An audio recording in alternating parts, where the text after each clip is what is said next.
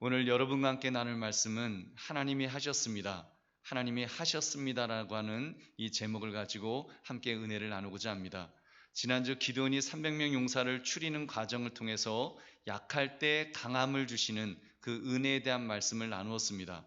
오늘은 어떻게 하나님께서 강하게 그들을 도우셨는지, 그리고 기드온이 하나님께서 하신 일에 대해서 어떻게 이해하고 고백하는지를 우리가 살펴보고자 합니다. 그러므로 말씀의 제목 하나님이 하셨습니다라는 제목을 가지고 은혜를 나누시는 이 밤이 되시기를 주님의 이름으로 축원합니다. 기드온의 300명 용사가 이제 준비가 되었습니다.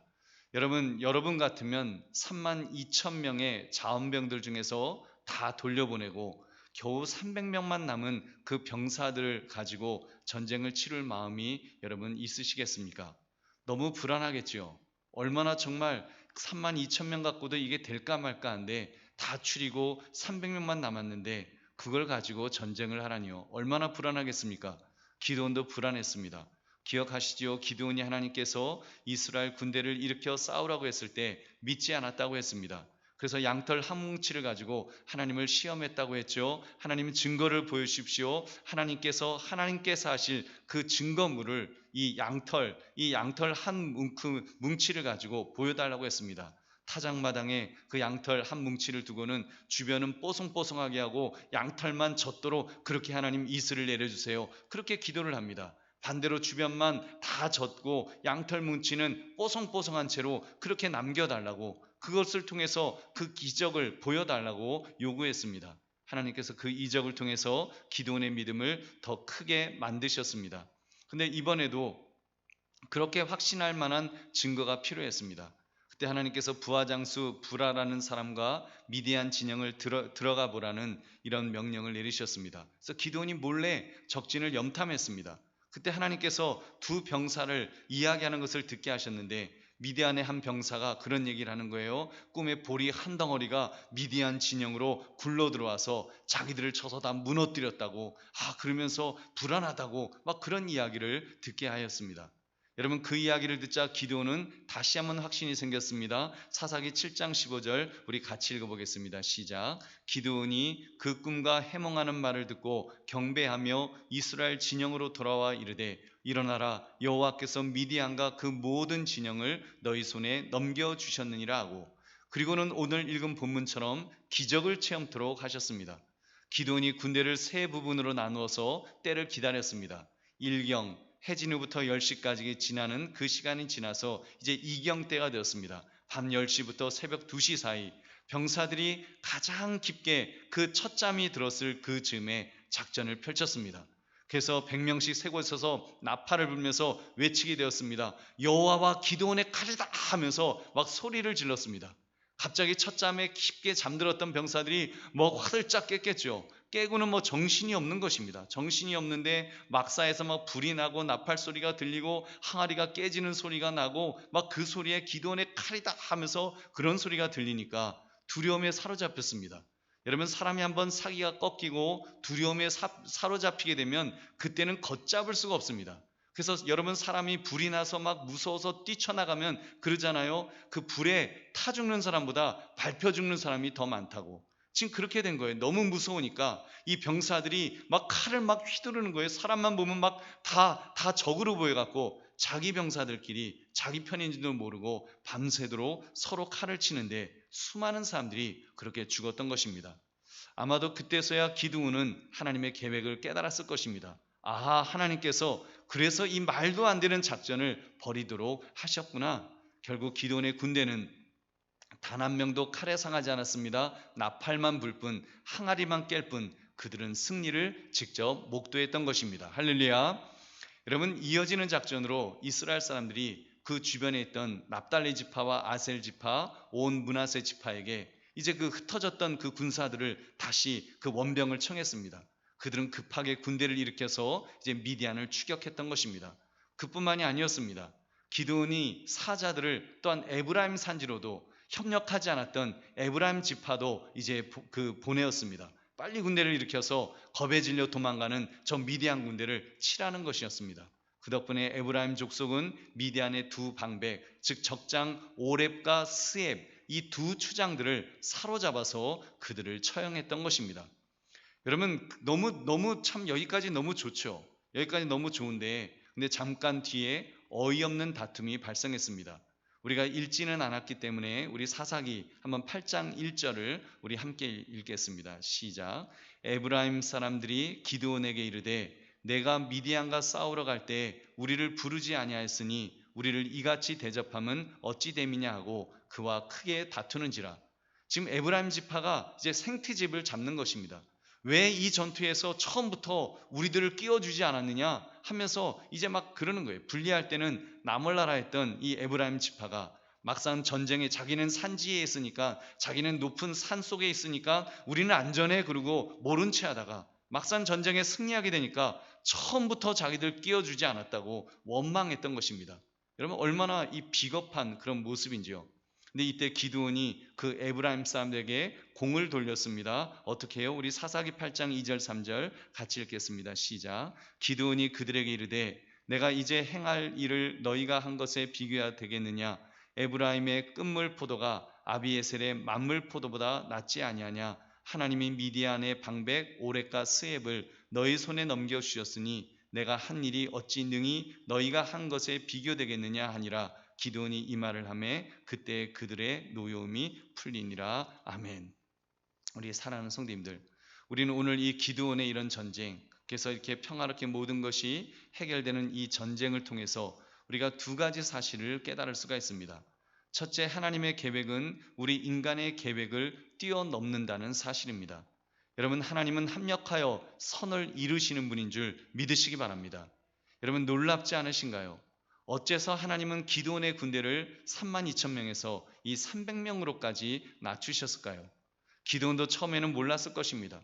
더구나 그 300명에게 쉬루탄 한 100개씩을 쥐어주면서 싸우라 했으면 신무기를 가지고 싸우나 보다 그랬겠죠. 나팔과 횃불이 무슨 이게 무기가 된다고 이 횃불이 들어있는 항아리하고 나팔 들고 나가게 했을까요? 이 말도 안 되는 무기였습니다. 그것은 죽으러 가라는 것과 마찬가지였죠. 근데 여러분, 어떤 일이 있었다고요? 하나님께서 미디안의 군대로 하여금 심리전에서 두려움에 빠져 죽게 만드셨습니다.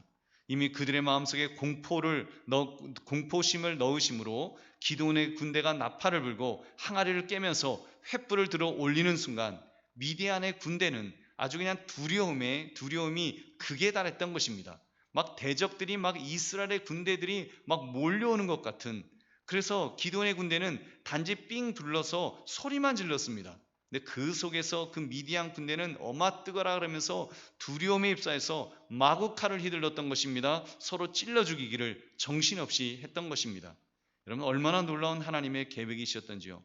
만약 기드온의 군대가 칼이 있어서 급한 마음에 그 미디안 군대 안으로 들어갔더라면 아마 억울하게 죽었을지도 모릅니다. 적들의 맹렬한 기세에 그 칼에 죽었을 것입니다. 하나님께서는 기드온의 군대를 보호해 주심으로 오히려 무기가 없으니까 이스라엘 군대가 어떻게 뛰어들어가겠어요. 그 속에 아무리 지금 이길 것 같아도 못 들어가죠. 그래서 한 사람도 죽지 않고 위대한 승리를 거두게 하셨습니다. 여러분, 사랑하는 성도들이요, 우리도 살아가다 보면 하나님의 계획이 납득이 가지 않을 때가 그렇게 있으실 것입니다. 왜 하나님은 이렇게 이끌어 가시지? 왜 이렇게 명령하셨지? 차라리 이러이러하게 내버려 두셨다면 분명히 더 좋은 결과가 있을 텐데, 이런 인간적인 마음, 인간적인 계획, 인간적인 아이디어가 분명히 있을 것입니다. 우리 흔히 또 이런 말도 하죠. 기도합시다. 기도로 해야 됩니다. 이게 되게 어떻게 보면 무책임한 말 같아요. 어떻게 그런 말을 하지? 뭔가를 해야지, 뭔가 더 힘 있는 일을 해야지. 그래서 굉장히 불안해하는 그런 성도님들도 많습니다. 여러분, 이렇게 기도만 하는데도 정말 문제가 해결이 될까? 여러분, 이런 의심이 왜 안 생기겠습니까?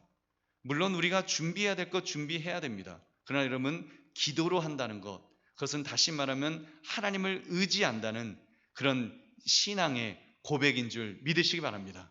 여러분, 우리가 기도로 한다는 것은 정말 하나님이 하십니다. 하나님이 하셨습니다라고 고백할 수 있는 바로 그 첫 번째 단계를 만들어 가는 것입니다.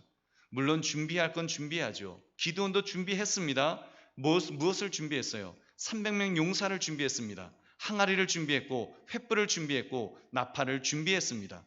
하나님이 명령하신 대로, 하나님이 하라고 하신 대로 그렇게 준비했던 것입니다. 여러분, 그리고 그렇게 순종할 때, 그렇게 무조건 순종할 때 여러분, 하나님은 책임져 주신 줄로 믿습니다. 오히려 그렇게 하나님의 명령대로 순종할 때 하나님은 그 결과까지도 책임져 주시는 전능하신 하나님이신 줄 믿으시기 바랍니다. 우리 사랑하는 성도님들, 우리도 최선을 다해서 하나님께 그 결과를 그렇게 맡겨드립시다. 그러면 하나님께서 역사하실 것입니다. 하나님께서 합력하여 선을 이루시는 놀라운 결과를 주실 것입니다. 그러므로 그런 믿음을 가지고 살아가시기를 주님의 이름으로 축원합니다. 두 번째, 그런 하나님의 역사 앞에 기드온의 고백처럼 하나님이 하셨습니다라고 고백할 수 있어야 됩니다. 하나님이 하셨습니다라고 그 놀라운 승리 앞에, 그 놀라운 대승리 앞에 하나님이 하셨다라고 고백할 수 있는 그것이 필요합니다. 이 고백은 행동으로 옮길 때 참인 것으로 증명되는 것입니다.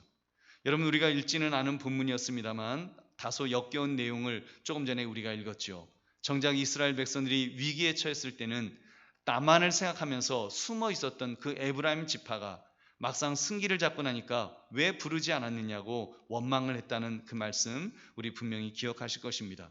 여러분, 한번 다시 사사기 8장 1절 다시 한번 읽어보겠습니다. 시작. 에브라임 사람들이 기드온에게 이르되 내가 미디안과 싸우러 갈 때 우리를 부르지 아니하였으니 우리를 이같이 대접하면 어찌 됨이냐고 그와 크게 다투는지라. 여러분, 이 정도 되면 그 기드온의 입장에서는 막 화가 머리끝까지 치밀어 오르지 않겠습니까? 아니, 적반하장도 유부수지, 아니 힘들어서 군대를 요청할 때는 자기들은 산 위에 있으니 상관없다면서 나 몰라라 하다가 막상 이기니까 왜 안 불렀느냐고 화를 내냐고 지금 그러지 않겠습니까? 여러분, 정말 어떻게 보면 버르장머리 고치기 위해서라도 화를 내었을 것입니다. 지금 기드온의 리더십이 얼마나 강력해, 하나님의 권위를 가지고 지금 있는데 그냥 하나님의 권위를 가지고 콱 하고 눌러도 누를 수 있는 바로 그런 상황이었습니다. 대승리를 거두고 바로 하나님의 사람, 하나님이 역사하셔서 그런 일을 이루었는데 얼마나 좋은 기회였습니까? 여러분, 그런데 그 기드온은 그렇게 행동하지 않았습니다. 화내지 않았습니다. 어떻게 해요? 그는 믿음의 사람이었으니까요. 그는 하나님께서 우려하셨던 것을 잘 알고 있는 그런 사람이었습니다. 그리고 하나님께서 기뻐하시는 대로 생각하고 그대로 행동하는 그런 사람이었습니다. 하나님이 우려하셨던 그 행동, 사사기 7장 2절 우리 같이 읽겠습니다. 시작. 여호와께서 기드온에게 이르시되 너를 따르는 백성이 너무 많은즉 내가 그들의 손에 미디안 사람을 넘겨주지 아니하리니 이는 이스라엘이 나를 거슬러 스스로 자랑하기를 내 손이 나를 구원하였다 할까 함이니라. 아멘. 무슨 말씀입니까? 3만 2천 명의 군대를 300명으로 줄이라 명령하시면서 하셨던 바로 그 말씀입니다. 숫자가 많으면 이스라엘 백성들이 하나님을 거슬러 스스로 내가 잘나서 했다, 내 힘으로 했다 자랑하게 될까봐, 내 손이 나를 구원하였다 그렇게 자랑할까봐, 교만에 빠질까봐 지금 하나님께서 그 사실을 지적하셨던 것입니다. 여러분, 그런데요, 기드온은 어떻게 했다고요? 지금 하나님께서 그 자기 공로라고 그렇게 주장하지 않는 것이 하나님 뜻인 걸 아니까, 그리고 하나님이 하신 것을 알았기 때문에 지금 기드온 행동을 보면 놀라운 행동을 합니다. 지금 에브라임 족속에게 공로를 돌렸습니다. 너희가 적장에 먹을 두 사람이나 그 거두었으니 너희의 공이 제일 크다.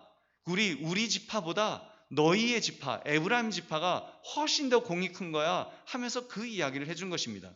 여러분, 어떻게 그런 말을 할 수 있었다고요? 그는 하나님이 하셨다는 것을 믿었기 때문입니다. 자기가 한 것이 아니니까요.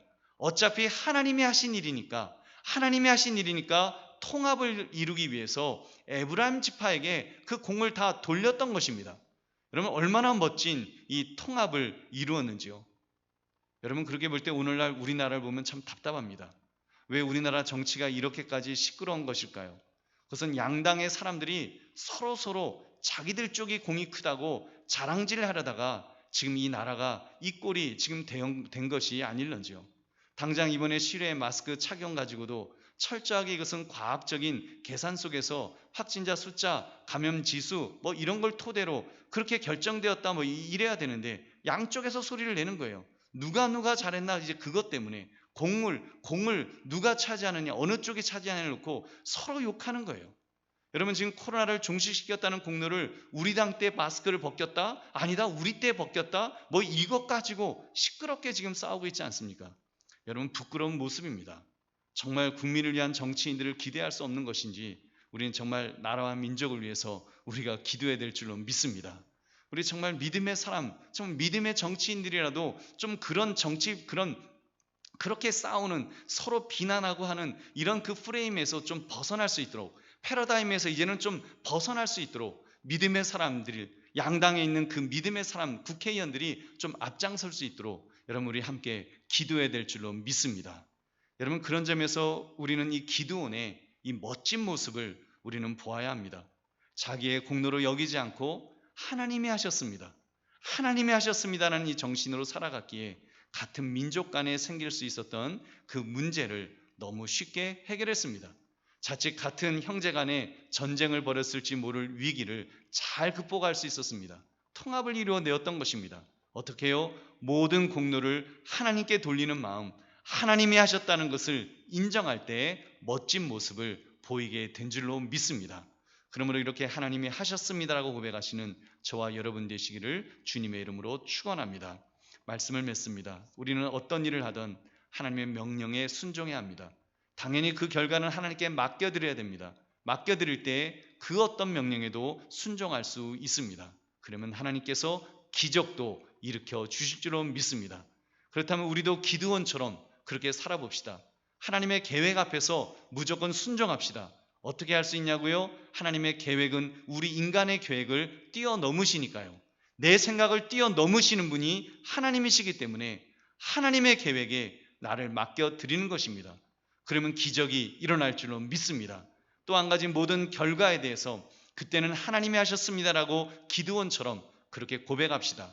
그렇게 하는 자가 그 어떠한 문제도 해결할 수 있습니다. 기드온처럼 말입니다. 그러므로 말씀의 제목 하나님이 하셨습니다라는 이 고백처럼 모든 일의 결과에 대해 하나님이 하셨습니다. 이 고백하며 모든 영광을 하나님께 올려드리시는 저와 여러분 되시기를 주님의 이름으로 축원합니다.